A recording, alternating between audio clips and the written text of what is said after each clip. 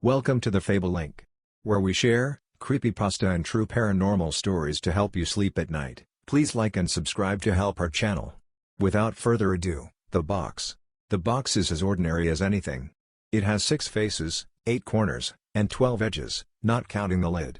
For now it is wrapped in a perfectly pleasant shade of puce and bedecked with a bold bronze bow. Like all gifts, the box is at once giving and taking, at once known and unknown, but it is not scary.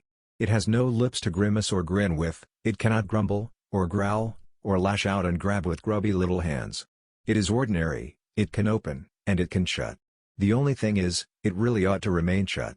This is what little Ava reminds herself in the brief penumbra between scattered dreams and the blurry bleakness that greets her when she wakes.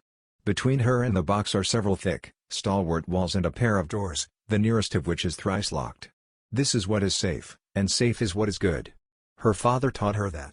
The girl swings her legs over the edge of the bed, wriggles her nose, and lightly tiptoes over soft pine to the attached bathroom.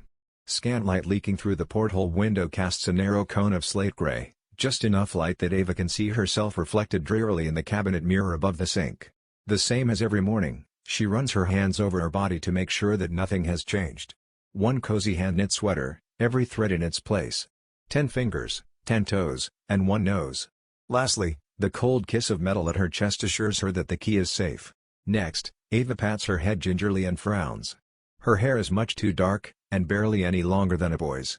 No matter what she does, much of her pathetic mane seems to float and quiver around her, snootily, contemptuously, like a thick cloud hanging over a town that's desperate for rain.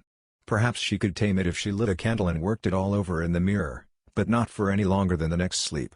This is simply not worth the effort, and anyway, Ava does not have very many candles to spare. The bedroom would be pitch black if not for the little light that follows Ava out of the bathroom. From memory alone, she is able to avoid the little hazards, toys and discarded fabrics, mainly, and hop up into her tea chair. Before her is a small table monopolized by her knitting project of the moment, as well as another chair, a match for her own. This one is reserved for Mr. Quimble, her stuffed friend. Ava would not know he is present if not for his eyes, 2 glossy black spheres faintly shimmering in the dark. "How are we this morning, Mr. Quimble?" A silence speaks volumes. Mr. Quimble, of course, does not reply, but the situation is graver than that. The old house does not settle, the wind does not whistle through the trees outside, and, apart from Ava's heartbeat and careful breath, no sign of life makes itself known. "Oh," she says, smirking. "There's no need to be so dramatic." More silence. "You know, Mr. Quimble, one mustn't be a grump on Christmas Eve. Santa won't come for bitter children, will he?" "No, he won't. Nobody will. So be good, all right? Be happy." It is only a short while later, as she is knitting herself a new sock from old blanket scraps, that Ava hears it, a brand new sound, or at least one she's forgotten. Distant, insistent. Could it be a knock at the front door? Yes. No, I know. You are probably right, Mr. Quimble. But what if it is a new friend? Ava reaches into a shoebox beneath her bed and retrieves one of 2 remaining candles. She lights it with the first match from her last book of matches.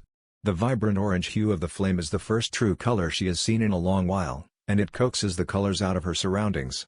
For so long now she has been imagining the objects in this room in various shades of gray, the color palette of the pale, dark-haired girl she sees in the mirror. She wants desperately to put the flame to every nook and cranny, to see familiar things for the first time, but the wick is burning, and it won't grow back. She has to move on. The knocking at the front door does not cease. Click. Click. Click. 3 distinct locks vanquished by a single key, the one hanging heavy from Ava's neck. A pendant, or a shackle. Through the door, leaving Mr. Quimble behind. Down the hall, dark as can be. Through another door, down a flight of stairs, and into the living room, which is touched with the same slate gray found in the bathroom. It enters this space through a skylight devoid of stars. Against the far window is a Christmas tree decked in ornaments and tinsel but lacking lights. Beneath the tree are many gifts. Only one is the box. "Come, Pandora," it hisses. "Give me the key and be free." Ava does not look. She continues toward the door, thinking it is ordinary. It has 6 faces, 8 corners, and 12 edges. It ought to remain shut. As Ava draws near to the door, the insistent knocking is gradually replaced by sporadic, heavy impacts, like someone throwing themselves at the door. She places her hand against the wood and feels the reverberations travel from her fingertips to her shoulder blades. Who is it? She asks. Indeed, at this moment, there is no better question. Is it a friend? Or a monster? The thumping stops where a man's voice begins. It's me, the man pants. I've traveled a very long way. Papa? Yes, sweetheart. What do you want?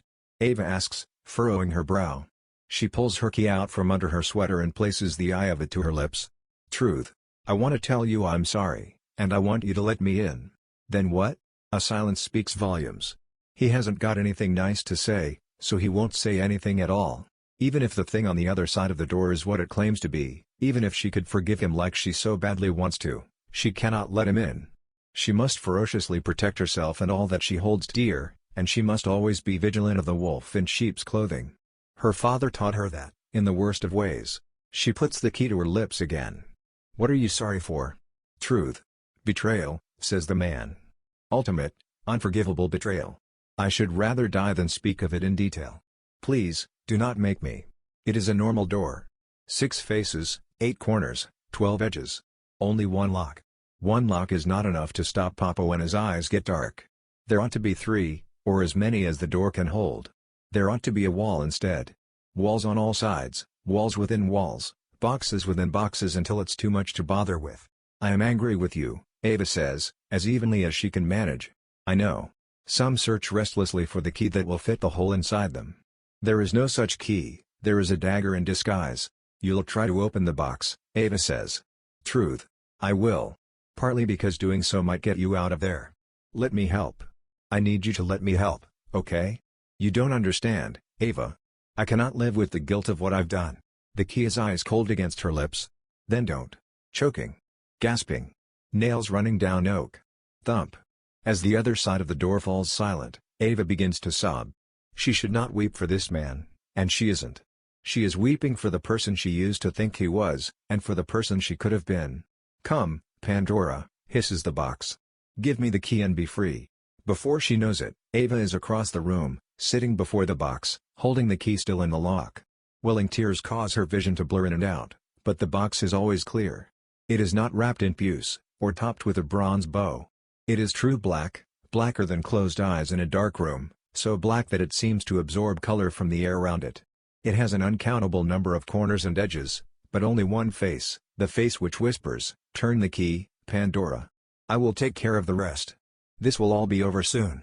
Just as Ava is about to submit, she spots 2 glossy black spheres hovering beside her, faintly shimmering. Yes, she says. I know.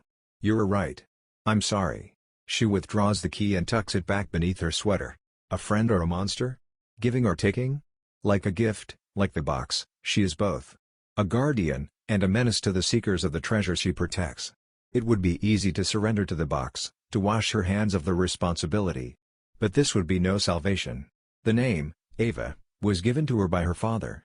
Nobody else will remember it but her, because it is no longer tied to anything real. She is not Ava, she is something else.